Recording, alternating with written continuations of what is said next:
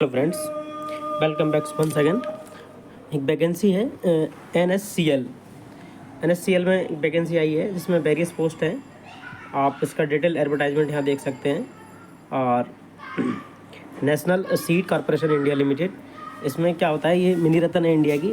और न्यू दिल्ली में इसका ऑफिस है, हेडक्वार्टर मतलब। और पोस्टेड इसके रीजनल ऑफिस बने रहते हैं स्टेटों में, जैसे राजस्थान में जयपुर में हो गया। तो ये क्या करती है, ये जो अपने उर्वरक होते हैं ना उनको प्रोवाइड करते हैं। और काफ़ी ऐसे RFCL का नाम सुना होना आपने, ऐसे ही है ये राष्ट्रीय फर्टिलाइज़र लिमिटेड वाला, ऐसे ही NSCL है, नेशनल फर्टिलाइज़र वाली, national seed corporation India limited, राष्ट्रीय बीज निगम लिमिटेड।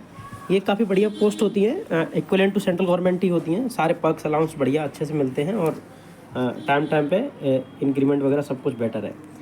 तो आप इसका नोटिफिकेशन यहाँ से देख सकते हैं। मैं स्क्रॉल डाउन करता जा रहा हूँ। और अगर आपको मेरी आवाज़ नहीं आ रही तो कृपया ईयरफोन लगा के देख लें।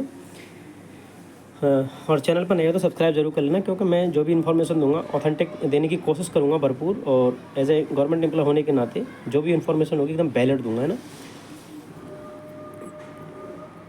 ये वैकेंसीज़ है, ये छोटी छोटी चीज़ें जैसे बैकलॉग है। तो ये क्या है, पिछले साल इन्होंने जब वैकेंसी निकाली होगी तो फिल नहीं हो पाई थी, तो अब बैकलॉग हैं उनको अगले साल ऐड कर देते हैं। और बैकलॉग उसी कैटेगरी में वापस से भरी जाती हैं जिससे बैकलॉग रहेगी। जैसे मान के चलो कोई ST की वैकेंसी खाली रह गई तो अगले साल 10 वैकेंसी हैं, और पिछले साल 10 में से 10% ST का रिजर्वेशन है, तो एक वैकेंसी ST की होगी और वो खाली रह गई। और अगले साल 50 वैकेंसी आई तो अगले साल 50 में से 5 तो ST की हो गई और एक बैकलॉग की स्पेशल हो गई, तो 6 हो गई। अब लड़के क्या है, कई बार कमेंट करते हैं और सोशल मीडिया पर डालते रहते हैं, यूट्यूबों पे और अखबारों में आती रहती है कि 60 में से 50 में से 6 वैकेंसी ST कैसे हो सकती हैं, रिजर्वेशन 10% ही है। लेकिन वो एक बैकलॉग की थी, इसलिए वहाँ ST में ही उसको वापस डाला जाएगा, ठीक है। तो ये अंदर की इन्फॉर्मेशन थी। अब आके अपन जनरल चीज़ों पर चलते हैं। Deputy DGM sir high level की पोस्ट होती हैं, आप एलिजिबल नहीं हो पाएंगे इन पे। तो ये आप जो ट्रेनिज पोस्ट होती है ना, इन्हीं को इंजीनियर बोलते हैं। आप जो मेरा वीडियो देख रहे हैं और जो समझदार बंदे होंगे और वो समझ रहे होंगे कि गेट के थ्रू जब अपन जाते हैं तो एज ए मैनेजमेंट ट्रेनिंग के रूप में अपन अपॉइंट होते हैं, प्रशिक्षु के रूप में, ठीक है। तो ये होता है। अब जैसे ट्रेनी अकाउंटेंट है, इंजीनियर सोस्ट टेक्नीशियन है, ह्यूमन रिसोर्सेज है, मार्केटिंग है, क्वालिटी कंट्रोल है, एग्रीकल्चर है। तो इन सब में क्वालिफिकेशन ट्रेनी टेक्नीशियन में आप देख लेना, इसमें काफ़ी सारी पोस्ट अलग अलग हैं, ब्रांचेस वाइज होंगी इसमें। नीचे मैं स्क्रॉल डाउन करता जा रहा हूँ। तो आपको जैसे ही इन्फॉर्मेशन इंपॉर्टेंट लगे वहाँ से स्क्रीनशॉट ले लेना। एलिजिबिलिटी क्राइटेरिया चालू होगा, जो मेन चीज़ है अपनी। ये जो स्टार्टिंग का जो लिखा रहता है ना कहीं पे, ये बेसिक पे होता है आपका, इसी पे सारे अलाउंसेस लगते हैं। जैसे PSUs है, ये PSU है जो अभी मैं इसकी वैकेंसी का आपको डिस्कस कर रहा हूँ। तो इसमें PSUs में अभी सेंट्रल गवर्नमेंट का 53% डे चल रहा है अभी, है ना, एट प्रेजेंट मैं जब वीडियो शूट कर रहा हूँ 9 अक्टूबर में। तो लेकिन इसमें से क्या 100% DA होता है, क्योंकि इनको और अलाउंस कम मिलते हैं। तो इनकी सैलरी इससे 3 गुना होती है, जो बेसिक पे होता है ना, इससे 3 गुना के आसपास ज़्यादा ही होती है। तो आप अब इसको छोड़ो और आगे चलते हैं अपन अपने काम की चीज़ों पे। मैनेजमेंट ट्रेनिंग HR, इसमें 1 ear training while which is extensible by the maximum 6 period of training है। ये तो 1 ईयर का तो सब जगह रहता है मोस्ट ऑफ। असेंशियल क्वालिफिकेशन देखते रहो आप, बस आप एलिजिबल हो तो आप उसको फॉर्म भरते रहें। और जैसे BTech वाली वैकेंसी आई है, ये मैनेजमेंट ट्रेनिंग इलेक्ट्रिकल इंजीनियर, ठीक है। इसमें कुछ नहीं चाहिए, बस BTech चाहिए और फॉर्म भर दो आप, एलिजिबल हो आप। और इसमें सैलरी आपकी ठीक ठाक ही बनेगी, है ना। 60,000 बेसिक है तो 1 लाख प्लस तो क्रॉस करनी है सैलरी आपकी। और वैकेंसी बुरी नहीं है, बहुत अच्छी वैकेंसी है ये। और दिल्ली में पोस्टिंग है तो आपको अलाउंसेस भी ठीक ठाक ही मिलेंगे।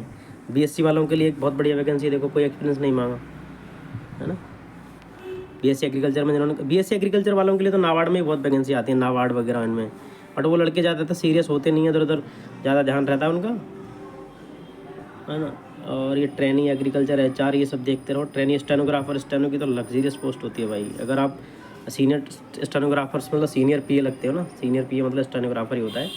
हाँ, तो आप पूरी पावर का यूज करते हो जिस ऑफिसर के साथ आप लगते हो ना। ट्रेनी अकाउंट्स, एग्रीकल्चर टेक्नीशियन, ये आपके हो गए सारे क्वालिफिकेशंस। और ये आपकी देखो सैलरी आ गई, मैं बताने वाला था वो भी आ गई एकदम पूरा एकदम।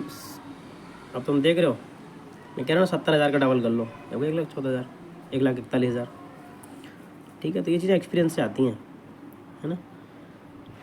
मैंने बहुत एग्ज़ाम दिए हैं, आप बिलीव नहीं कर सकते कितने एग्ज़ाम दिए होंगे मैंने अपनी लाइफ में। ये इनका एज क्राइटेरिया है,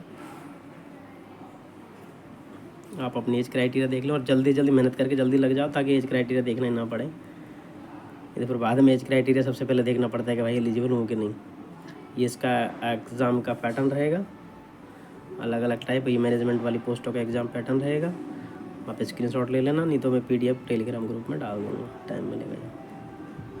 ये एग्ज़ाम की स्कीम रहेगी। एग्ज़ाम में वही रहते हैं, डिसिप्लिन से रहेंगे, और बाकी फिर 30% आपका जनरल एप्टीट्यूड रहेगा, जिसमें मैथ, जीके, रीजनिंग, कंप्यूटर सब रहेगा। नीचे और तो कोई कोई काम की चीज़ है नहीं, ये काम की चीज़ है, लास्ट डेट वगैरह।